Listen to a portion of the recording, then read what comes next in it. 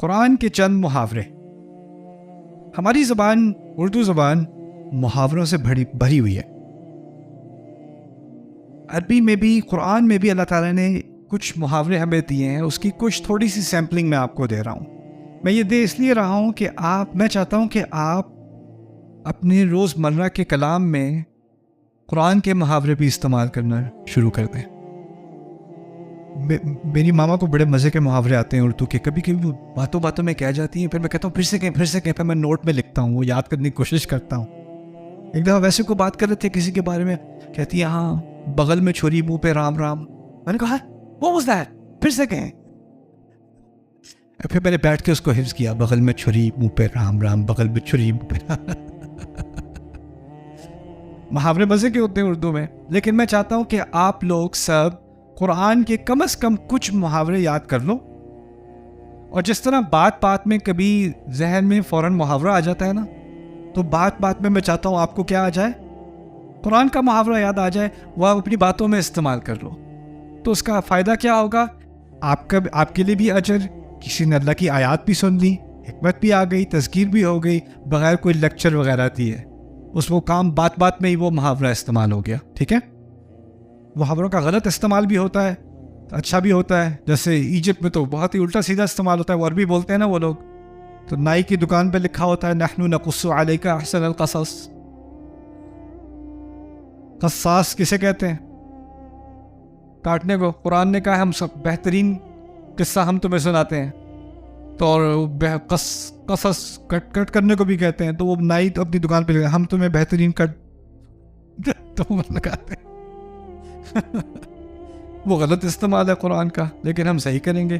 لا ولا يحيق المكر السيء الا باهله. یہ ذرا لمبا ہے, پھر بھی بری تدبیر اس کے کرنے والوں کے سوا کسی کو نہیں گھیرتی. ترجمہ نہیں یاد کرنا, عربی یاد کر لینا. ولا يحيق المكر السيء الا باهله. یہ کیسی صورتحال میں یوز کریں گے, کس سچویشن میں یوز کریں گے؟ کوئی آپ کو نقصان دینا چاہ رہا تھا یا کسی کو نقصان دینا چاہ رہا تھا, الٹا نقصان اس کو ہو گیا. ولا يحيق المكر السيء الا باهله. یہ تو حقیقت ہے کہ جو دوسروں کے لیے گڑھا کھودتا ہے وہ اس میں گرتا ہے. اب اس کے بجائے ہم کیا کہیں گے, ولا يحيق المكر السيء الا باهله.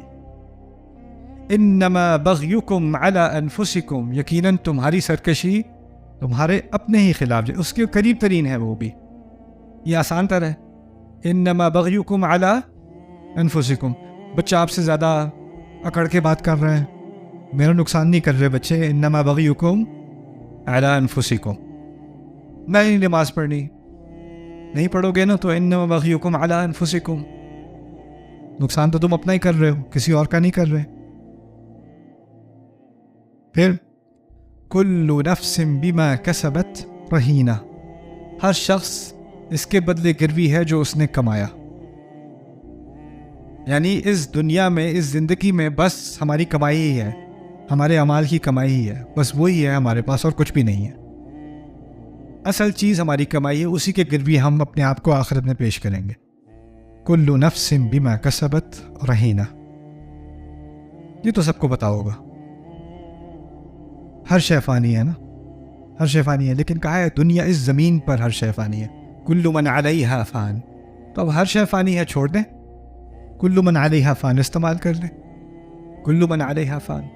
بلکہ میں تو کہوں گا کل من علیہا فان ویبقى وجہ ربک ذو الجلال والاکرام. دونوں کہہ دیا کریں, دونوں کہہ دیا کریں.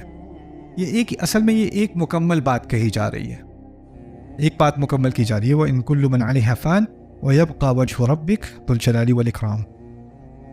لکل نبأ مستقر. ہر خبر کے واقع ہونے کا ایک مقرر وقت ہے. لکل نبأ مستقر. جس چیز نے ہونا ہوتا ہے اس نے اسی وقت پر ہونا ہوتا ہے, نہ اس سے پہلے نہ اس کے بعد. جو ہونا تھا وہ ایسے ہی ہونا تھا اور اسی وقت ہونا تھا. یا آپ کو بے چینی ہو رہی ہے, یہ کب ہوگا, یہ کب ہوگا, یہ کب ہوگا. لکل نبأ مستقر. آسانی کب آئے گی؟ لکل نبأ مستقر. تسلی کے لیے. مصیبت میں بھی کہا جاتا ہے. قل كل يعمل على شاكلته. آپ اپنے بچے سے کہیں تم نے ڈاکٹر بننا ہے، وہ کہ نہیں میں نے انجینئر بننا ہے. میں ڈاکٹر نہیں بن سکتا. چلو اچھا کرو کہ انجینئرنگ میں، جی میں بہترین کروں گا. چلو قل كل يعمل على شاكلته. ہر ایک اپنی اپنے شاکلے پر، یعنی جس شکل میں اللہ نے تمہیں بنایا ہے اس کے مطابق تم کام کرو. شاید تمہاری کیپیبلٹی انجینئرنگ میں زیادہ ہے، شاید کسی اور میں ہے، دین کی خدمت میں بھی، شاید کوئی تعلیم میں اچھا ہو، شاید کوئی لکھنے میں اچھا ہو، شاید کوئی تحقیق میں اچھا ہو، شاید کوئی بچوں کی تربیت میں اچھا ہو، شاید کوئی فلاح بہبود کے کاموں میں اچھا ہو. ہر ایک کو اللہ نے مختلف کیپیبلٹی دی ہے. قل كل يعمل على شاكلته. اس سے جو حکمت وہ کیا ہے کہ ہم نے سب نے ایک ہی کام نہیں کرنا، ہر ایک نے مختلف خدمت اور مختلف کام کرنا ہے، اور اس کو مختلف صلاحیت دی گئی ہے. وَلَا تَنْسَ نَصِيبَكَ مِنَ الدُّنْيَا. یہ اصل میں یہ دو الگ الگ ہیں، ان کو الگ ہونا چاہیے. وَلَا تَنْسَ نَصِيبَكَ مِنَ الدُّنْيَا. زندگی میں اپنا حصہ نہ بھول جانا. اتنے ایکسٹریم نہ ہو جاؤ کہ اپنی صحت کا خیال نہیں رکھ رہے، اتنے ایکسٹریم نہیں ہو جاؤ کہ اپنی فیملی کا خیال نہیں رکھ رہے، یا اپنے آرام کا خیال نہیں رکھ رہے، اپنے کھانے کا خیال نہیں رکھ رہے، اپنے فائنینسز کا خیال نہیں رکھ رہے. یعنی اتنا قربان کسی چیز پہ، اتنا آگے نکل گئے کہ باقی ساری چیزیں الٹی پھلٹی ہو رہی ہیں. لا تنسا نصیبک من الدنیا. اپنے آپ کو قربان کرنے کو کسی نے نہیں کہا، اپنا حصہ مت بھولا کرو. لا تنسا نصیبک من الدنیا.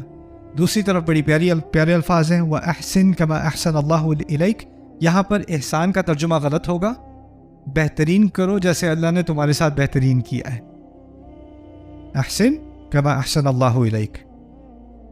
اور اس میں دو مفہوم بھی لیے جا سکتے ہیں. بہترین کرو کیونکہ اللہ نے تمہارے اوپر احسان کیا ہے، یہ بھی مفہوم لیا جا سکتا ہے.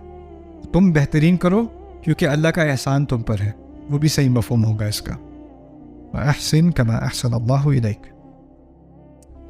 ولا تزر وازرة وزر اخرى. یہ بڑا ضروری ہے ہمارے لیے اس ملک میں. کوئی بوجھ اٹھانے والا کسی اور کا بوجھ نہیں اٹھائے گا. میں کس کا ذمہ دار ہوں؟ اپنا. نہ میں نے کسی اور کا بوجھ اٹھانا ہے، نہ کسی اور نے میرا بوجھ اٹھانا ہے. آپ میں سے بہت سارے لوگ یا تو کہتے ہو میں نہیں اٹھا سکتا بوجھ، حکومت کو اٹھانا ہے، سوسائٹی کو اٹھانا ہے، سسٹم کو اٹھانا ہے، میری فیملی کو اٹھانا ہے، آپ کو اٹھانا ہے. کو لوگ مجھے کہتے ہیں آپ لوگ اور کیا کریں گے، آپ کو یہ کام کرنا ہوگا. ریئلی؟ میں کہہ رہا ہوں آپ کو یہ کام کرنا ہے. Okay thanks. نہیں، اگر اتنی اہمیت ہے اس کام کی تو کس کو کرنا ہے؟ You have to do it. لوگ مجھے کہتے ہیں جیسے ابھی اللہ تعالیٰ ان کو ان کی مشکلیں آسان کرے، ان کی مصیبتیں آسان کرے، جو ترکی میں ہوا ہے ہم سب کو پتہ ہے. جب بھی اس طرح کا کوئی واقعہ ہوتا ہے تو فوراً لوگ بھڑک جاتے ہیں. آپ کچھ نہیں کہیں گے؟ آپ کچھ کہیں اس کے بارے میں، کچھ کہیں آپ. کیونکہ میں نہیں کہوں گا تو کیا ہوگا. اور اب ہوا کیا ہے ہمارے نئے کلچر میں کہ جو دعا ہے نا وہ اللہ سے نہیں کرتے، وہ دعا پہلے فیس بک پہ ڈالتے ہیں پھر اللہ پہ پہنچتی ہے. وہ ایک نیا سسٹم ہے. تو اگر آپ نے انسٹاگرام پہ اور ٹک ٹاک پہ اور فیس بک پہ دعا نہیں ڈالی نا، اس کا مطلب ہے آپ نے دعا کی ہی نہیں. یہ دیکھو ذرا، اس طرح دعا بھی نہیں کی. اگر دعا واقعی میں کی ہوتی، خلوص سے کی ہوتی، تو کم از کم اپلوڈ تو کی ہوتی. وہ نہ کہا کیسے دعا کی ہے، اور پھر استغفر اللہ، آپ اس بارے میں خاموش ہیں. اچھا ٹھیک، پھر میں خاموش ہوں. آپ یہ اور یہ کیوں ہے؟ آپ کچھ کہیں، اچھا میں کہہ بھی دوں یا میں نہ کہوں، اصل میں مدد کہاں سے آنی ہے؟ اللہ تعالیٰ سے آنی ہے. اور میں کچھ کہہ دوں تو چلو اچھا انہوں نے کچھ کہہ دیا، تسلی ہو گئی. اب یہ سمت کا صحیح حصہ ہے. اور ہمیں کیا نیا شوق ہو گیا کہ بس ہم نے ایک چیز پوسٹ کر دی، ہم پہ سے بوجھ اتر گیا. اب تو اتنا ہلکا بوجھ ہو گیا کہ لوگ لکھ دیتے ہیں میں آپ کے لیے بہت دعا کر رہا ہوں. دعا کرنی نہیں ہے، بس لکھنا ہے. وہ لکھ دیا، وہ بھی دعا کے اس کا ایکول ہے. وہ لا تزر وازرة وزر اخرى. کوئی کسی کا بوجھ نہیں اتارے. دوسری طرف ایک اور ایکسٹریم ہے، وہ بھی ہماری سوسائٹی میں بڑا زبردست ہے. سب کا بوجھ تم نے کیوں اٹھایا ہوا ہے؟ سب کا بوجھ اٹھائے ہوئے ہو. میرے فادر کہہ رہے ہیں کہ میں یہاں پہ شادی کر لوں لیکن میں نہیں کرنا چاہتی، تو میں نہیں کہہ دوں؟ کہہ دو، لیکن پھر ان کی فیلنگز ہرٹ ہو جائیں گی، تو نہ کہو لیکن میں نہیں کرنا چاہتی. Okay. ان کی فیلنگز کے لیے تم شادی کرو گی؟